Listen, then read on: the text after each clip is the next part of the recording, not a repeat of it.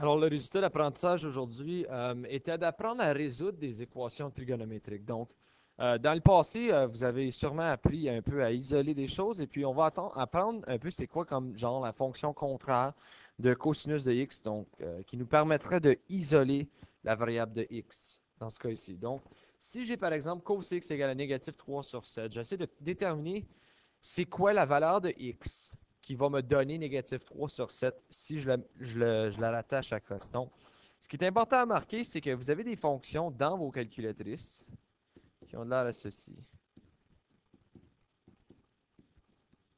Ces fonctions sont des fonctions inverses de cosinus, de sinus et de tangente. OK, donc vous pouvez l'utiliser pareil comme si j'ai 2x égale à 4.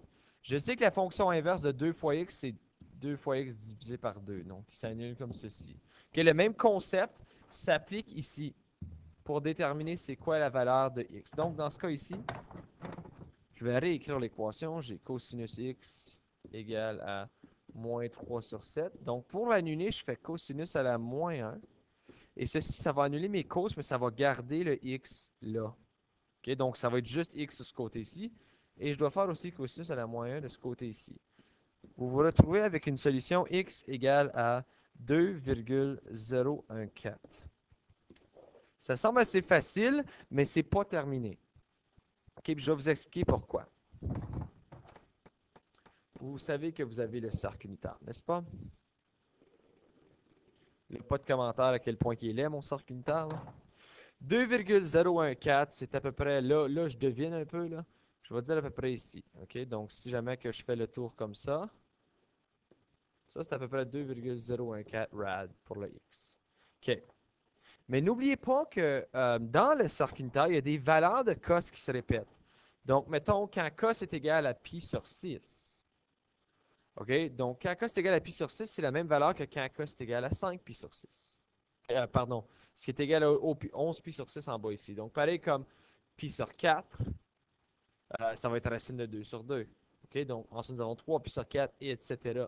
Donc, il y a plus qu'une valeur de cos qui va te donner la même réponse. L'indice de c'est quoi la prochaine valeur est dans le signe. Ici, on voit que cosinus, la réponse doit être négative. OK? Ben, ça tombe bien parce que cosinus est x. Donc, n'importe quoi qui est sur ce côté-ci du graphique est négatif pour cosinus. Ce qui veut dire qu'il existe un autre angle, à peu près là, OK? Qui va nous déterminer c'est quoi ça. Ben, si je le compare, cet angle-là de 2,014, il part d'ici.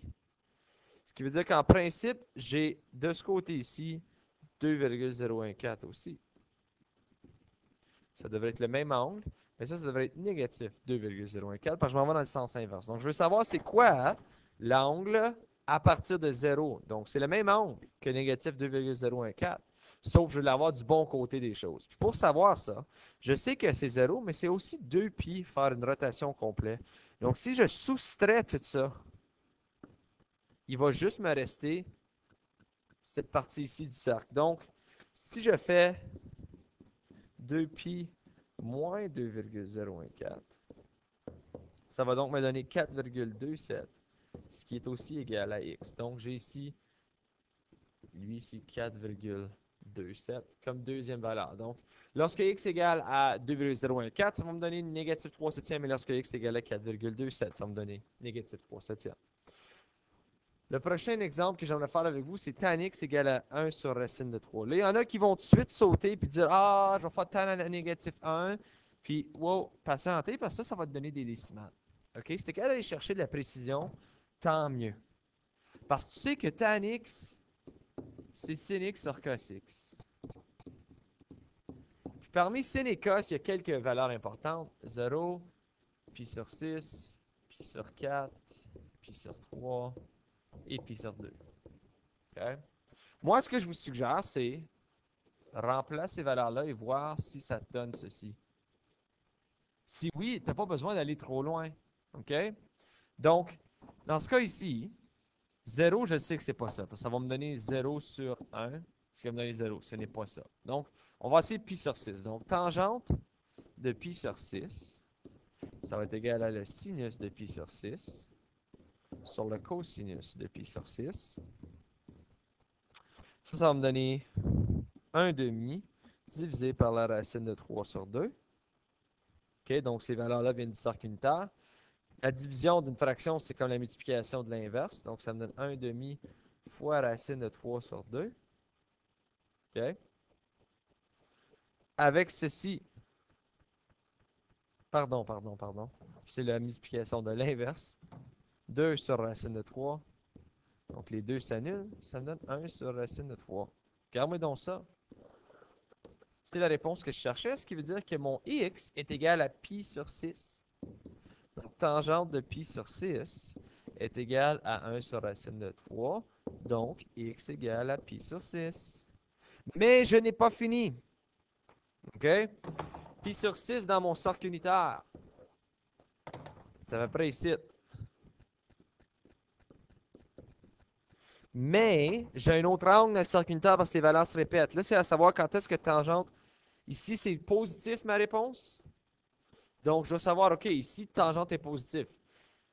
La manière de savoir quand est-ce que tangente va être positif, pense-y. Dans ce cadran ici, OK, j'ai cosinus qui va être négatif, sinus qui va être positif. Un positif divisé par un négatif, ça me donne un négatif. Ça ne marche pas. Dans ce cadran ici, sinus va être négatif et cosinus va être négatif. Deux négatifs me donnent un positif. Donc, il va être juste ici. OK? Donc, je veux savoir c'est quoi l'angle là. Ce qui est important à marquer, c'est que l'angle là et l'angle là sont les mêmes. OK? Donc, tout ce que j'ai à prendre en considération, ceci, c'est pi. Donc, j'ai juste à ajouter pi sur 6 à pi. Puis ça va me déterminer c'est quoi l'angle au complet. Donc, je ferai tout pi plus pi sur 6. Donc, ici, je vais avoir et pi plus pi sur 6 égale à x. Donc, si je vais faire un dénominateur commun, je vais avoir 6pi plus pi sur 6 égale à x. Donc, je vais avoir 7pi sur 6 qui est égal à x. Et voilà. J'ai trouvé mes deux angles ici pour tangente qui vont me donner 1 sur racine de 3.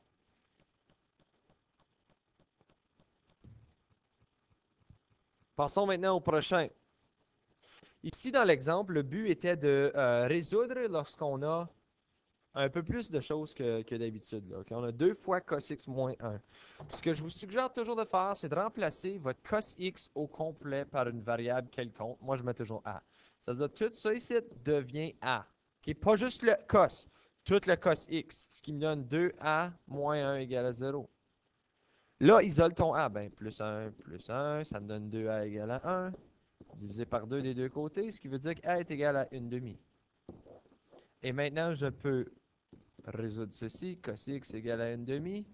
Je dois trouver quelle valeur de x me donne 1 demi. Bien, dans le cercle unitaire, okay, vous savez que lorsque x égale à pi sur 3, ça me donne 1 demi. Donc, j'en ai un ici. X égale à pi sur 3.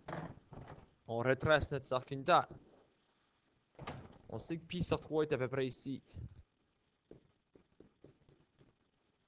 Mais là, la question est, c'est quoi mon prochain angle? Bien, regardez.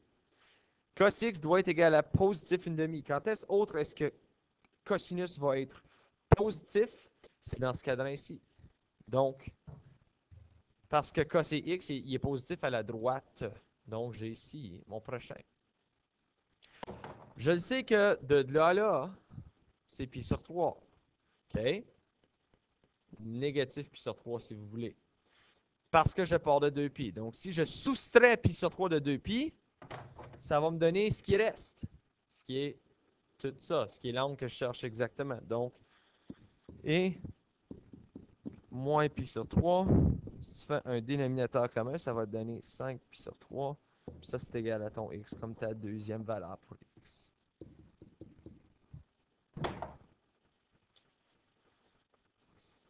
Dernièrement, je vous donne un exemple un peu plus difficile, ce qui est lorsque j'ai 2 sin au carré x moins 7 sin x plus 3.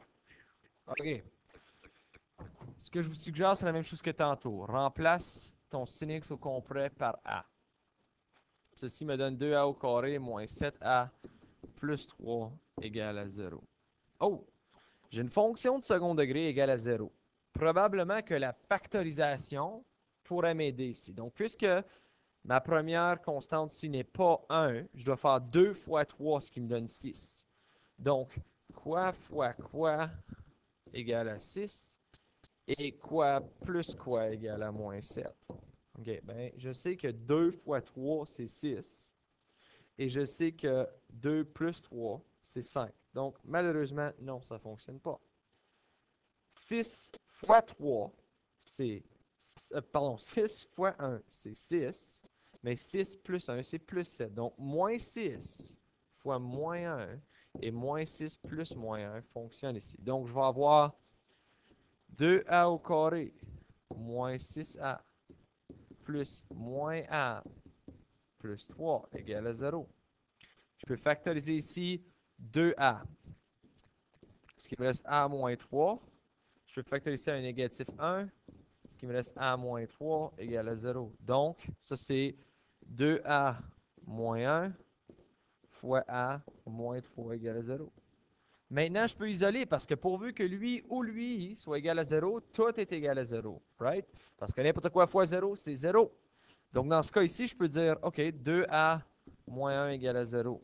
Ça va me donner que a est égal à 1 demi. Donc, sin x égale à 1 demi. Ça, je reconnais qu'est-ce que je peux utiliser ici. Si sin x égale à 1 demi, ça va me donner pi sur 6 pour sin x égale à 1 demi. Donc, je vais avoir x égale à pi sur 6. Alors, sortons notre petit tableau ici. Pi sur 6 qui se trouve à peu près ici. Suffixe et sinus, c'est positif. Ça veut dire que le prochain angle va être ici, parce qu'il doit être en haut quand je suis positif.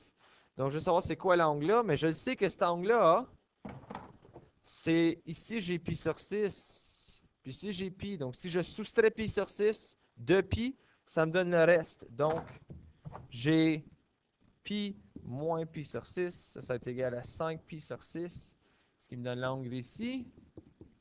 Et dernièrement, j'en ai une deuxième composante. J'avais ici A-3. Donc, A-3 égale à 0, A égale à 3. Je veux savoir sin x, quand est-ce que ça c'est égal à 3? Bien, vous allez voir avec votre calque que ça dit impossible. Pourquoi est-ce que c'est impossible? Parce qu'on parle d'un cercle unitaire. OK? Il n'y a pas de valeur de x qui est plus grande que 1. Qui va te donner quelque chose qui sort du cercle unitaire. Parce que rappelez-vous, le cercle unitaire ici, là, moins 1, 1, 1, moins 1, il se passe entre tous ceux-là, tout le temps. Il fait juste faire le tour plusieurs fois. Donc, essentiellement, c'est impossible de sortir de ce cercle-là. Okay? Je ne peux pas, regarde, égal à 3, il est ici, le 3, là. Est-ce que je vais jamais me rendre? Non. Donc, aussitôt que ton sin x est égal à une valeur qui est supérieure à 1 ou inférieure à moins 1, tu sais automatiquement que c'est impossible. Ceci met fin à la leçon d'aujourd'hui. Si jamais vous avez des questions, n'hésitez pas à m'envoyer un message sur Edmodo.